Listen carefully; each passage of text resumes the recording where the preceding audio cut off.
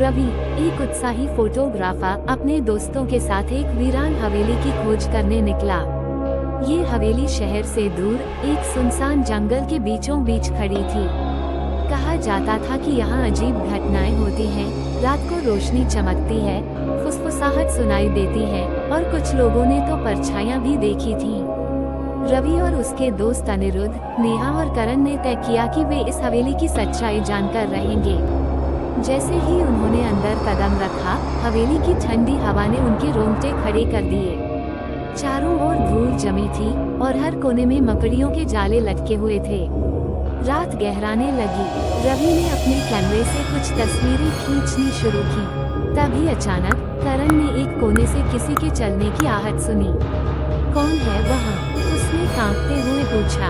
जवाब में केवल सन्नाटा था।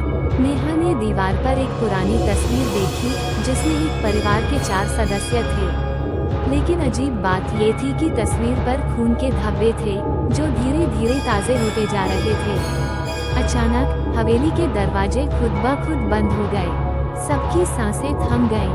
तभी रवि ने अपने कैमरे में कुछ अजीब कैद होते देखा। एक धुंधली परछाई जो धीरे धीरे उनका पीछा कर रही थी। डर के मारे अनिरुद्ध ने भागने की कोशिश की, लेकिन एक अदृश्य ताकत ने उसे जमीन पर पटक दिया। नेहा चीख पड़ी, हमें यहाँ से निकलना होगा। लेकिन दरवाजे पहले ही लॉक हो चुके थे। तभी एक धीमी आवाज गूंजी, तुम लोग यहाँ क्यों आए हो? आवाज हवेली के कोने से आ रही थी। सबने मुड़कर देखा तो एक सफेद साड़ी में लिपटी परछाई खड़ी थी। उसकी आंखों से खून बह रहा था। रवि ने हिम्मत जुटाकर पूछा, तुम कौन हो? मैं इस हवेली की मालकिन हूँ और तुमने मेरी नींद खराब कर दी। अब तुम लोग भी कभी चैन से नहीं सो पाओगे। ये कहते ही वह भूतनी हवा में विलीन हो गई। लेकिन हवेली की दीवारों पर खून से लिखा था, अब अगला कौन? अचानक कैमरे की फ्लैश लाइट बुझ गई और चारों की जोरदार चीखों से पूरा जंगल गूंज उठा।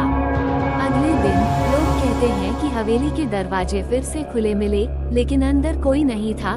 सिर्फ कैमरा पड़ा था जिसमें आखिरी तस्वीर में चारों की डर से फटी आंखें दिख रही थीं। ऐसी और डरावनी कहानियों के लिए लाइक एंड सब्सक्राइब।